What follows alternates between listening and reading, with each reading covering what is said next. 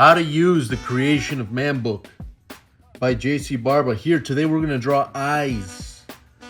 We're going to look at face. We're going to look at the eye specifically. And then I'm going to show you how to use the book to get better at drawing eyes. This is a full book on anatomy, figure drawing for artists.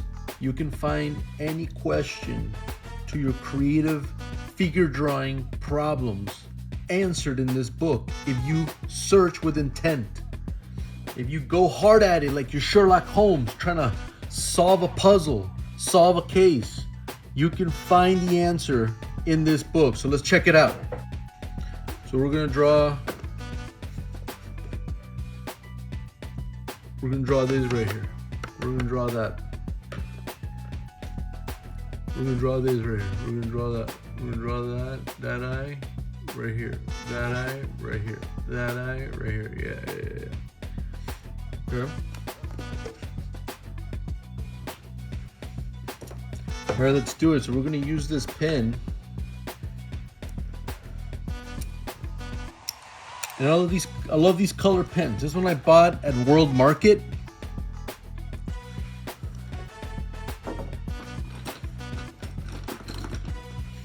This one I put together myself. This is my own pen design. I hand selected the colors here. I went and specifically found a very small point. I'll show you in the future what I like to sketch with using this one. But this one's my own making, I put this one together. This one I bought in World Market. We're gonna use this one today. We're gonna go here. We're gonna pick this color and we're gonna go. So check it out. We're drawing Marceluth here. And we're drawing with pen, keep that in mind. So I'm gonna keep it loose. Right, I'm gonna find my sphere.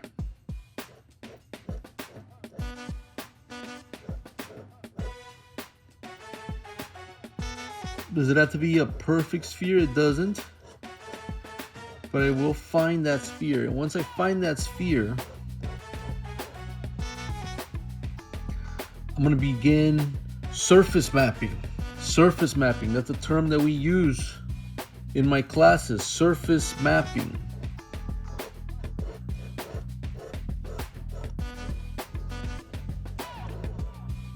In order to surface map, you gotta draw through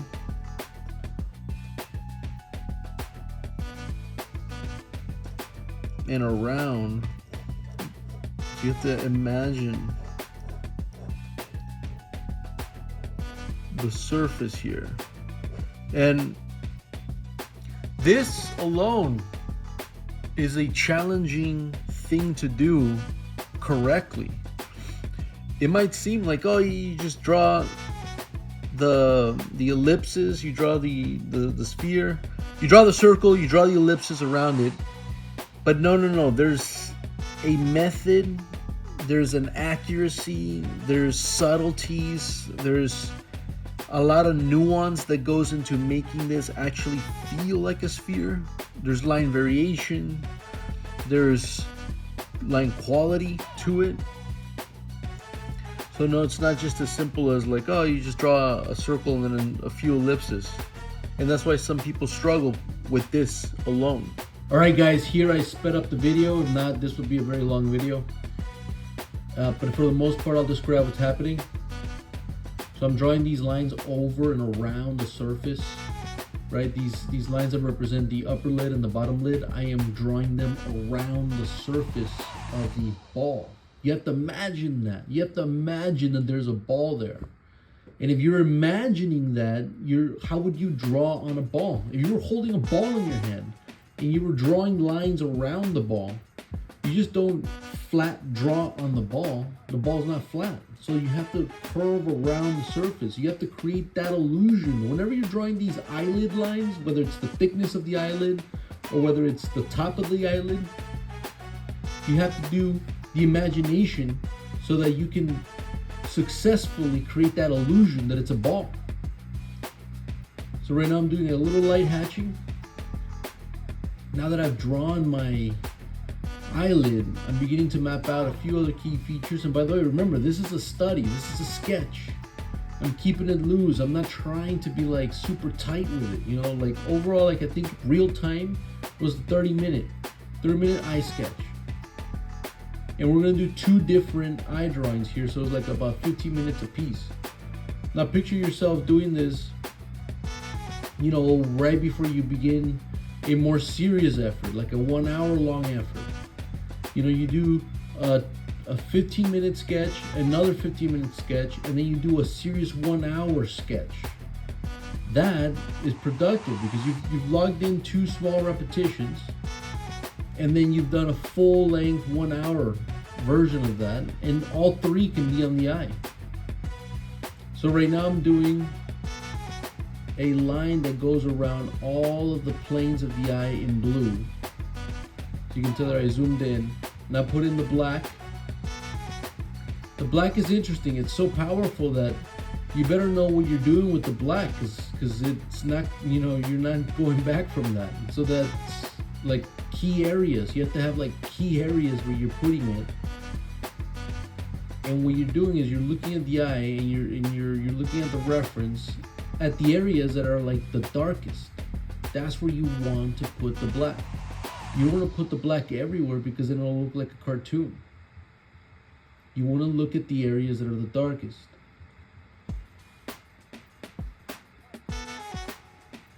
And again, mind you, this is hatching.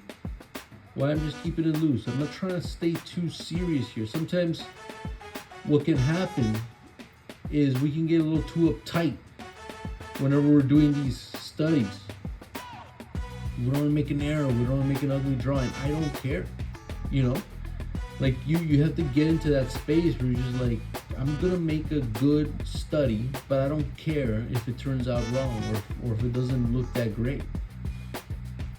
And what sucks is sometimes your best drawings come out like that and you didn't record them. You know, or they were done on like throwaway paper and there was no pressure because it was just throwaway paper. Now you got some like legit paper that you're working on. You know, you go and get yourself quality paper and there's more pressure on it, and you know, like, oh man, I only got 1 of these sheets. You know, with me, the way I work is like, I'd rather have like 10 of those quality sheets. I'd rather save up and get 10 of those quality sheets. So I feel like if I do mess up, still got another 9. I typically won't mess up, but it takes the pressure off a little. Over time though, when you do things enough, the pressure's not even a big deal either. So right here, I'm just noticing where the values are, and I'm just hatching in. I'm going with the form. The way I hatch is I'm going with the form, the way I perceive the form. You know, you might perceive the form a little different. I might perceive the form a little different. Whose is better? Probably the person with more experience. So if you want yours to look better, follow the example. Now what happens when you have 2 people that have a lot of experience? Well, then follow on the one that you like more. It's that simple. I don't think it matters that much in a sketch though, in a study, because it's just a study. I could have done this with pencil and the look would be completely different. I could have done this with pencil on brown paper and the look would be completely different. I could do this study with watercolor on watercolor paper and the look would be very different. The feel of the whole study would be very different. They would all be 15 minutes long, but they would all look very, very different. Why? Because they're just studies, man. They're quick sketches. So when you're drawing from the book and you're making a study, pick a medium you like. To me, it goes both ways. You can pick a medium you're really confident in, or pick a medium that you want to experiment, that you haven't tried that much and you want to get better at. The key is, when you do pick, stick to it for a couple months.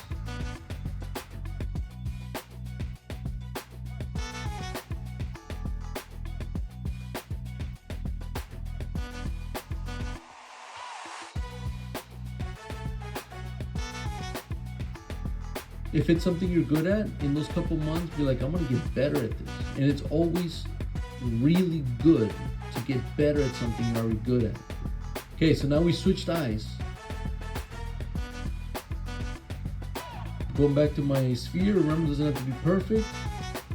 My circle, I'm turning it into a sphere. I'm adding my surface mapping lines. And notice how I'm going around, like the imagination is so big. Like you have to imagine that this is a ball.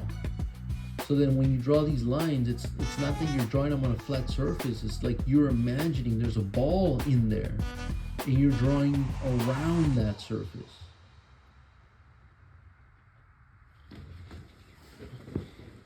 Keep it loose. Like it matters that you're accurate. It doesn't matter that you're perfect, not for a sketch. Remember that. It doesn't matter that you're perfect. It matters that you're accurate. Why? Because you're learning here. And when you're learning, you're going to make errors. So it's okay. So look, now I'm doing another one of these grid lines that highlights the planes.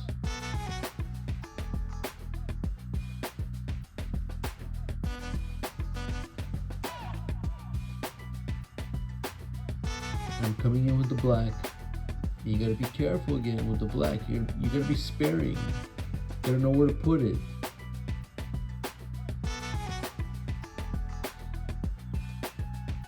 And if you do this correctly, your eye should have some dimensional aspect to it. You're working from a really good study. You know, that study that's in the book of the eye, that was a solid effort. That was probably like a 30, just that eye alone was probably like a 30, 35, 40 minute effort. And the emphasis was like, okay, doing a dynamic angle and capturing that 3D look in that dynamic angle. So when you do these studies, you absorb some of that. You want to absorb the ability to draw in dimension.